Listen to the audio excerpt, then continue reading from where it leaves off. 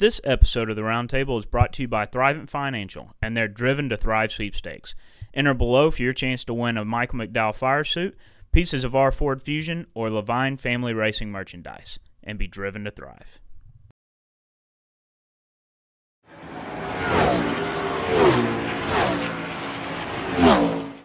Hey, what's up, everybody? Michael here with episode 4 of the Roundtable. With me, I have Jeremy Lange, Don Smyle of Smyle Media and Marketing, and Caleb Musser. So, guys, what's been going on? It's busy. I mean, I think we had a great week in Bristol in the Thrivent Financial Ford. Back in Bristol, it's been a few weeks ago, but we haven't really talked about it here on the Roundtable. So it's a great weekend having Thrivent there and having them be a part of our team for the weekend. A great result, finishing 18th. Hard fought 18th, and our best finish there as a team and for our driver. And it was just great to see the overall incorporation of Thrivent into that overall into the weekend. They had a lot of fun. They were engaged, and overall it was a success on and off the track. Yeah, it was a good weekend. I actually enjoyed having the Thrivent people around. They were incredibly nice, just genuinely good people, and to be able to host them at the track was a lot of fun. And then to turn around and give them, a great finish too. That, kind of was the cherry on the. What is it? Cherry on the cake? I just blanked on the cherry on the sundae. Yeah. No, it was cool. They actually helped our crew guys take the car through inspection on race day, which was fun. I don't think they were totally surprised by that. We got them to be in the pace car ride. Michael gave the invocation before the race. So overall, they saw a lot of worth in being part of the weekend with us, and it was, it's what we pride ourselves on as a race team, is trying to incorporate our sponsors into the overall weekend. Yeah, and I think they brought us good luck too, given the fact that we were able to get through all of the accidents and all the on-track incidents. There were generally aplenty, as they always are at Bristol. And I don't know if we tweeted a picture of the car after it got back to the shop here, but we'll post that in the video, and you can see. We definitely had our scars. We had our Bristol scars, but overall, car came home in one piece, which is good. So. Yeah, so they've actually torn both sides off that car, and it's getting almost a complete new body on it. So it is definitely had some close calls, and definitely thanks to both Michael and Dave Ramsey, our spotter, and just doing a great job of keeping us out of some of those, because it could have been a bad night. And if you registered for the giveaway, that's the sheet metal you'll be getting. So, Drawing. I'm sorry, drawing. If you registered for the drawing, that once, I will never fall mistake that again. So it gave us lots of inventory to give away. It's part of the Driven to Thrive drawing. Which that's still going this week, isn't it? Correct. Yeah, the last day for that is the 15th. I believe so. Yeah, so end of this week sometime. So please, if you haven't registered, register. It's for a great cause. For every entry, it goes to Operation Heal Our Patriots, and overall. Great program, great sweepstakes, a lot of cool prizes. You can win Michael McDowell's fire suit from the actual race, as well as the fire suit he'll race in this weekend, because they'll be on the car this weekend in Chicago, which would be great for us and for Thrivent. So we're excited about the overall program. Yeah, so I mean, speaking of Chicago, we're looking forward to getting back to our mile-and-a-half program, and hoping they bring us a little more good luck. What are y'all's thoughts going into Chicago? I'm excited. I mean, I haven't been to Chicago. I've been to Chicago a bunch of times, but never with this team. So I'm excited to go and have Thrive in the car is great. And Caleb's gonna come with us on Sunday, because we have some potential partners coming to the racetrack, which is also fun and exciting for us to introduce more people to the sport and to our team. Yeah, I'm definitely looking forward to it too. This is actually my first time going to Chicagoland, and to be in the first race of the chase, and like Jeremy said, having the potential partners coming. It'll be a great fun weekend. Yeah, so this is your first race back at the track since Daytona. Yes. Yeah, so it'll be a lot of fun. He's been on vacation. We haven't seen him around the shop. And part-time team, part-time worker. Yeah, pretty much. Not true, by the way. No, Caleb works very hard, and he's putting in the long weekends when we're gone, just like we are. So it'll be fun to have him at the track with us, hanging out, and hopefully you bring us a little luck too. Yeah. Oh, it worked in Daytona. Yeah, it did. I mean, we had a great finish in Daytona too. So that was our best finish ever. So, Caleb, let's do it. I know. Yeah, make it happen. No pressure at all, Caleb. Yeah, I mean, it'll be good to get back to Chicago. I think if I remember correctly, the team hasn't been there in about 2 years, but it's a track that treated us well in the past, so we're hoping for good results. Yeah, for sure. So we got a few questions this week. Let's do it. If y'all want to go over those. So Walt Tim from Facebook asks, how and what does the team do to focus on the strategy of keeping the crew pumped? He said from the time they first gather at the track until race day and the race is over. We all know it's hard work, but they seem to be the happiest bunch of guys out there. It's an easy question and a hard question to answer at the same time. I think the easy answer is it's the team we work for. I think working part of LFR, it's a great experience. Everyone has a lot of fun working here. But at the end of the day, it's a common goal of doing the best we can each weekend. And the guys get down or up in highs and lows, but I think our goal is to keep the highs as high as they can and the lows as not as low as they could be, and kind of right in the middle somewhere. And the best we can do of that, the best success we'll have as a team. And they put their heart and soul into the cars every weekend, and they like seeing the car on the track, I think. And not speaking for them, but my answer would be they like seeing the finished product race, and that's when they have the most fun. I say I don't think it's a strategy of keeping them pumped. I think they do it a lot themselves, of keeping themselves upbeat. And like you say, these guys take a lot of pride in their work. Unlike some, especially some of the bigger shops, the guys who assemble the cars here at the shop are the guys who work on it at the track. Right. So they put a lot of pride and joy into it, and they enjoy seeing the car do well because they know that was their sweat, a lot of times blood and tears poured into that car to get it to the race. So. I also say one thing, in not racing every weekend, I think lends itself to they want to have as much fun and do as well as they possibly can the weekends we go to the racetrack. Mm-hmm. And when we do well, they're very excited, and when we don't do as well as we want to, they're motivated to do better the next time we go to the racetrack. Yeah, and I think having experienced it firsthand, my takeaway is that, like anybody in racing, whether you're a driver or a car owner or crew chief or a member of the crew, you're competitive. You want to do well. And these guys work really hard, get the car set up. They want to see it run well. They want to look good in front of their peers. Ultimately, it's about putting the best effort forward on the racetrack and getting the results for the effort that you put into it. And so those guys have a lot of pride, and they work really hard, and ultimately they enjoy it. And if you don't enjoy it, you won't be on the road for 26 to 36 races a year. It's a grind. It's a grind. Yeah, it's a grind. And you got to stay positive to get through the grind. That's absolutely right. So, and we've, especially for a lot of teams, we've kind of made it through that summer slump where it kind of gets tough to go to the track, and sometimes you wake up in the morning and go, man, this is tough. Now we're getting into the playoffs. It's a lot of it's everybody's excited to be back at the track again because there's a lot of positive energy now that we've hit the chase. So speaking of the chase, Jason Mears on Facebook asked, what are our thoughts on the current chase format? And do you think this format and the amount of drivers in the chase are sufficient enough?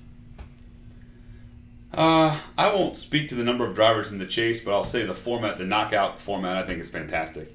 I agree. The PGA did it a few years ago with the FedEx Cup, and now that we're doing it with the Sprint Cup, with the chase, I think it's the best way to do it. And I think it'll have a lot of excitement, fan excitement down to the final race, and it's a winner-take-all race for those 4 final drivers in Homestead, which is the way it should be. Mm-hmm. Now, I don't want to speak to how to get into the chase or the qualifying or anything that matter, but the actual chase itself, I think it's great. Yeah, and I think the format from the very beginning put an emphasis on winning, and I think that's what's been lacking over the years. People were points racing, you know, and they were always saying afterwards, well, we had a good points day, and we didn't want to bend up our equipment, and we didn't want to, whatever it was, they weren't pressing hard to win, and now winning is more important than it's ever been.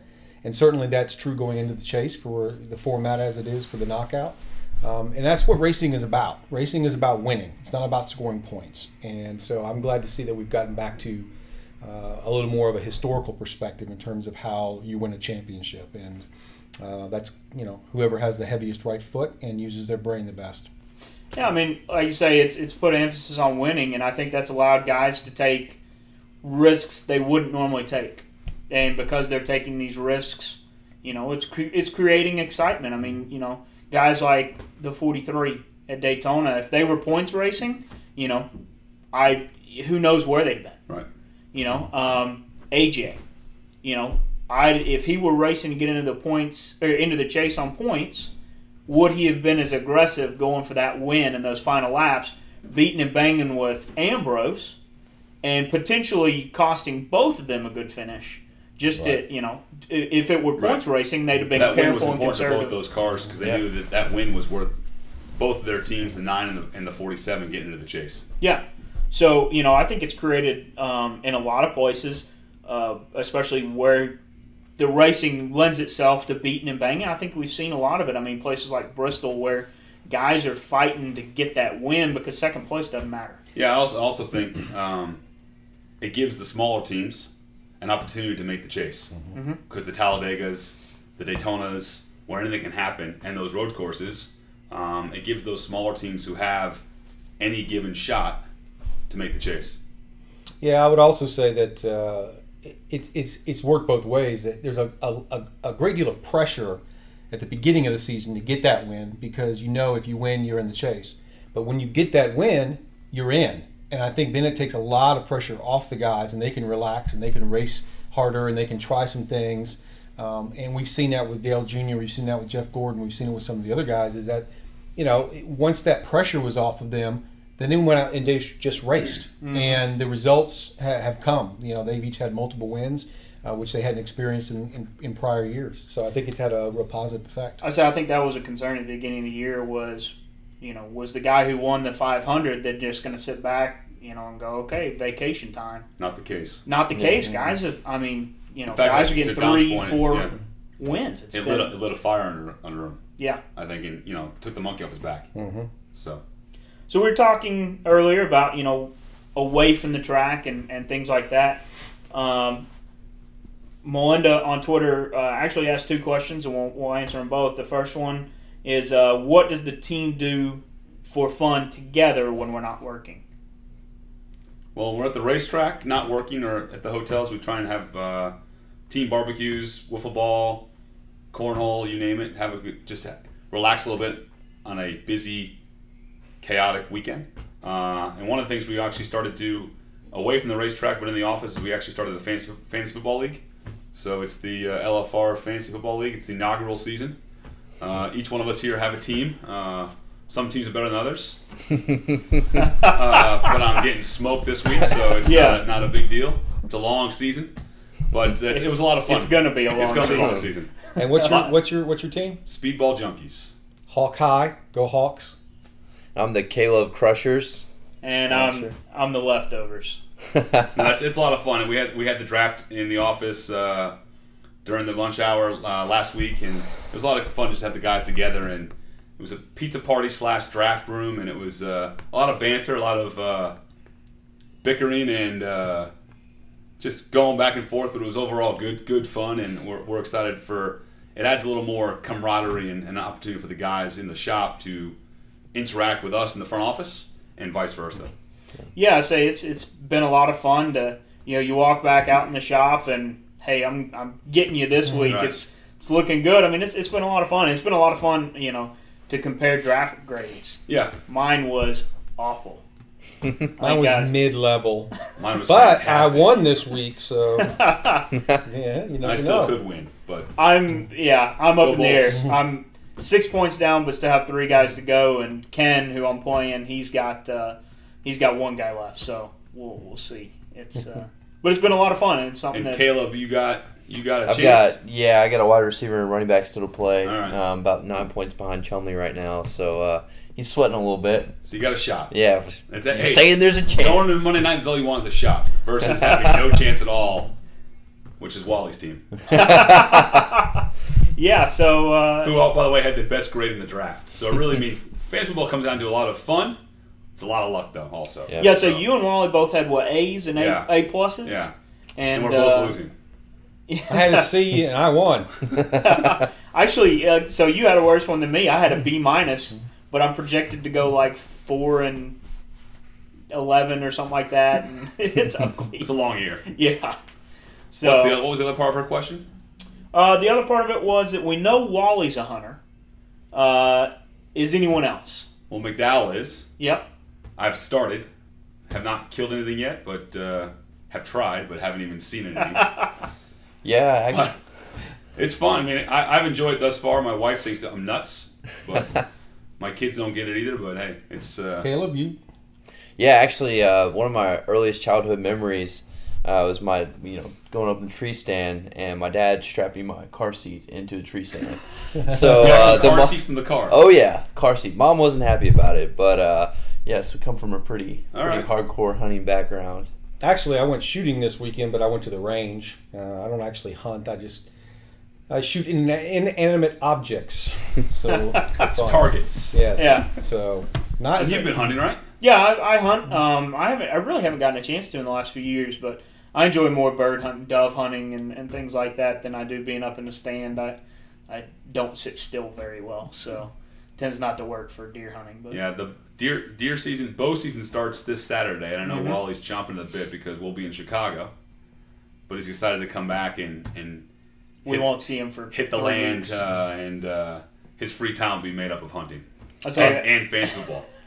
Say after Chicago, our next one will be Kansas. Correct. Which is 3 weeks later, so he's got plenty of time to be in the stand. Right. Our owner, your granddad's a pretty big hunter too. Yeah. My granddad hunts a lot. In fact, I think trying to work out a deal maybe over the off season or I think we're going hunting the week between Texas and Phoenix before I head. So stay in Texas a few extra days and then head to Phoenix. With myself, Bob, Wally, and Michael McDowell. Yeah. With one of our partners from Tom Williams from Tom Williams Drywall. Right. I didn't realize y'all were taking Tom. Yeah. He's so would have been I was 12 years ago now. Went on a hunt. We went up elk hunting. Me, my granddad, Tom Williams, another architect friend of ours, and my dad, and just had a blast up there. Tom is hilarious. You'll have a lot of fun. I'm excited. It'll be my first organized hunt. Let's put it that way. Yeah. So, anything else to talk about, or? That's it. I think we're just excited for Chicago and looking forward to the last few races of the year. Go Seahawks. All right. Well, thanks for watching, guys, and we'll see you next time.